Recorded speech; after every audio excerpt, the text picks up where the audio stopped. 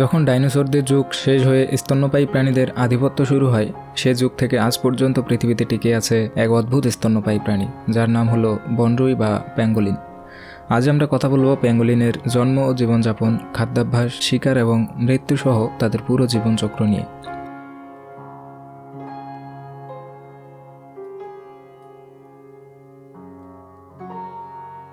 Pangolin একটি স্তন্যপায়ী প্রাণী, তাই এরা ডিম নয়, সরাসরি বাচ্চা প্রসব করে। সাধারণত একটি মা প্যাঙ্গোলিন একেবারে একটি বাচ্চার জন্ম দেয়, তবে খুব কম ক্ষেত্রে দুটি বাচ্চাও হতে পারে। জন্মের সময় বাচ্চার শরীরের আঁশগুলো নরম ও কোমল থাকে, যাতে মায়ের শরীরের আঘাত না লাগে। কয়েকদিনের মধ্যেই এই আঁশ শক্ত হতে শুরু করে এবং বাচ্চাটি ধীরে ধীরে মায়ের সাথে চলাফেরা শেখে। অনেক সময় বাচ্চা প্যাঙ্গোলিন মায়ের লেজের উপর চড়ে চলাফেরা করে।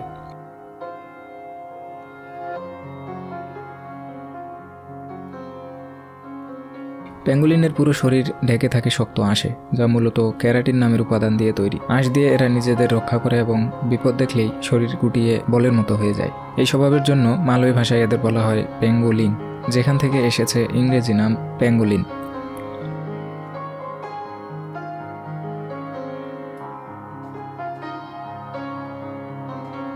প্যাঙ্গোলিনের শারীরিক গঠন মাছের মতো, তাই এদের বাংলাদেশে এবং এশিয়ার জঙ্গলে বনরুই নামেও ডাকা হয়। সামনের পায়ের বড় নখ দিয়ে তারা মাটির নিচে পোকামাকড়ের বাসা খুঁড়ে খাদ্য সংগ্রহ করে। মুখে দাঁত না থাকলেও তাদের লম্বা ও আঠালো জিহ্বা পিঁপড়া ও পিঁপড়া জাতীয় প্রাণী ধরার জন্য ব্যবহার হয়।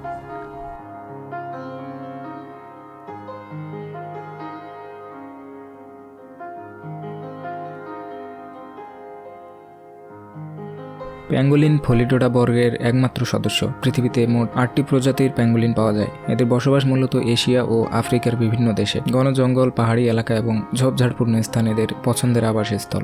এশিয়ার 4 প্রজাতির মধ্যে দেশি প্যাঙ্গোলিন এবং চায়না প্যাঙ্গোলিন বাংলাদেশেও দেখা যায়। প্যাঙ্গোলিন সাধারণত নিশাচর প্রাণী। দিনের বেলা তারা মাটির নিচে গর্ত করে বা গাছের ফাঁপা অংশে লুকিয়ে থাকে, আর রাত হলে খাদ্যের সন্ধানে বের হয়। শক্ত নখ ব্যবহার করে তারা গভীর গর্ত তৈরি করতে পারে, যেখানে নিরাপদে বিশ্রাম নেয়। স্বভাবে প্যাঙ্গোলিন একাকী। তারা দলবদ্ধ হয়ে নয়, বরং একাই জীবনযাপন করতে পছন্দ করে। শুধু প্রজননের সময় পুরুষ ও স্ত্রী প্যাঙ্গোলিন একত্রিত হয়। শান্ত ও লাজুক স্বভাবের এই প্রাণীটি মানুষের সংস্পর্শ এড়িয়ে চলতেই স্বাচ্ছন্দ্য বোধ করে। প্যাঙ্গোলিন মূলত পিঁপড়া ও পিঁপড়া জাতীয় প্রাণী, বিশেষ করে উইপোকা খেয়ে বেঁচে থাকে। এ কারণেই এদেরকে অনেক সময় আঁশযুক্ত পিঁপড়াভুক বলা হয়। প্যাঙ্গোলিনের মুখে কোনো দাঁত নেই, তাই এরা খাবার চিবিয়ে খেতে পারে না। পরিবর্তে এদের রয়েছে সরু ও আঠালো জিহ্বা, যা দিয়ে তারা মুহূর্তের মধ্যে অসংখ্য পিঁপড়া ও উইপোকা ধরে খেয়ে ফেলে। সামনের পায়ের শক্ত নখ দিয়ে প্যাঙ্গোলিন মাটির নিচে থাকা পিঁপড়া বা উইপোকার বাসা খুঁড়ে ফেলে, এরপর লম্বা জিহ্বা ঢুকিয়ে পোকাগুলো ধরে খায়। যেহেতু এদের দাঁত নেই, তাই খাবার হজমের জন্য প্যাঙ্গোলিনের পাকস্থলীতে শক্ত পেশি থাকে, যা খাবার গুঁড়ো করতে সাহায্য করে। এই বিশেষ খাদ্যাভ্যাসের কারণেই প্যাঙ্গোলিন প্রকৃতির একটি গুরুত্বপূর্ণ প্রাণী, কারণ তারা পোকামাকড়ের সংখ্যা নিয়ন্ত্রণে সাহায্য করে।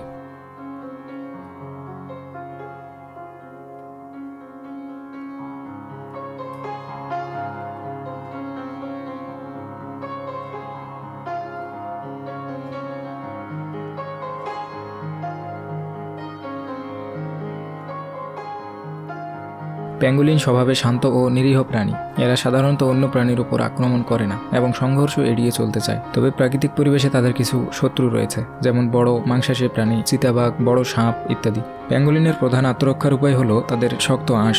বিপদের আভাস পেলেই তারা নিজেদের শরীর শক্ত করে গুটিয়ে একটি বলের মতো হয়ে যায়। তখন তাদের শরীরে শক্ত আঁশ বাইরে থাকে এবং নরম অংশ ভিতরে সুরক্ষিত থাকে। এই অবস্থায় বেশিরভাগ শিকারী তাদের আঘাত করতে পারে না। কিছু প্রজাতির প্যাঙ্গোলিন শত্রুর মুখোমুখি হলে লেজের শক্ত অংশ দিয়েও আঘাত করতে পারে। এছাড়া তারা দুর্গন্ধযুক্ত এক ধরনের তরল নিঃসরণ করতে পারে, যা শত্রুকে দূরে রাখতে সাহায্য করে। এই বিশেষ আত্মরক্ষার কৌশলের কারণেই প্যাঙ্গোলিনকে প্রকৃতির অন্যতম অদ্ভুত ও রহস্যময় প্রাণী বলা হয়।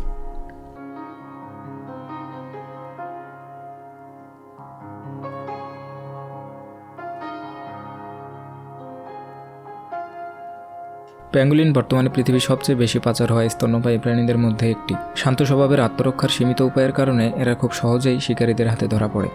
বিপদের সময় প্যাঙ্গোলিন নিজেদের শরীর গুটিয়ে বলের মতো হয়ে যায়, যা প্রাকৃতিক শত্রুর বিরুদ্ধে কার্যকর হলেও মানুষের কাছে এটি আরও অসহায় করে তোলে। মূলত তাদের শরীরের আঁশের জন্যই প্যাঙ্গোলিনকে অবৈধভাবে শিকার করা হয়।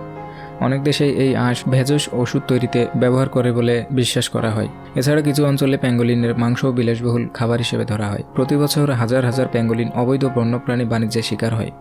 বন ধ্বংস, অবৈধ শিকার এবং পাচারের কারণে আজ প্রায় সব প্রজাতির প্যাঙ্গোলিনই বিলুপ্তির ঝুঁকিতে রয়েছে।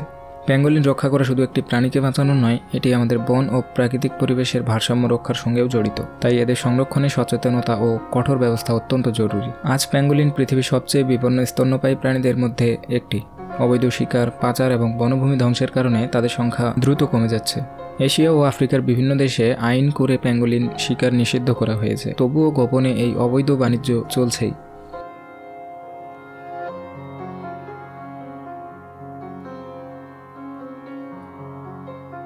প্যাঙ্গোলিন শুধু একটি প্রাণী নয়, এটি আমাদের বন ও পরিবেশের গুরুত্বপূর্ণ অংশ। পিঁপড়া ও উইপোকা নিয়ন্ত্রণের মাধ্যমে তারা প্রকৃতির ভারসাম্য রক্ষা করে। যদি প্যাঙ্গোলিন হারিয়ে যায় তাহলে সেই প্রভাব পড়বে পুরো বস্তুতন্ত্রের উপর। প্রকৃতির এই শান্ত নিরীহ প্রাণীটি আমাদের কোনো ক্ষতি করে না, তবুও মানুষের লোভের কারণে আজ তারা বিলুপ্তির পথে। আসুন আমরা সচেতন হই, অবৈধ বন্যপ্রাণী বাণিজ্যের বিরুদ্ধে দাঁড়াই। একটি প্যাঙ্গোলিন বাঁচানো মানে শুধু একটি প্রাণীকে বাঁচানো নয়, বরং পুরো প্রকৃতির ভারসাম্য রক্ষা করা।